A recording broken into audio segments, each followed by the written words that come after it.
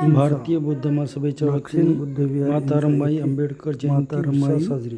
आंबेडकर यांची 128वी जयंती भारतीय बौद्ध महासभा हिंगोली शाखेच्या वतीने आनंदात पार पडली. यावेळी भारतीय बौद्ध महासभा जिल्हाध्यक्षा आयुष्यमती सुनीता होटे, कोषाध्यक्षा आयुष्यमती उषाताई काशेदे, आयुष्यमती सुजाता घोंगडे, जिल्हा संस्कार विभाग आयुष्यमती किरण खंडागळे, हिशोब तपासणी आयुष्यमती शीतल चाटसे, जिल्हा संघटक यांनी भारतीय बौद्ध महासभेच्या वतीने माता रमाई यांच्या प्रतिमेचे दीप प्रज्वलन करून अभिवादन केले.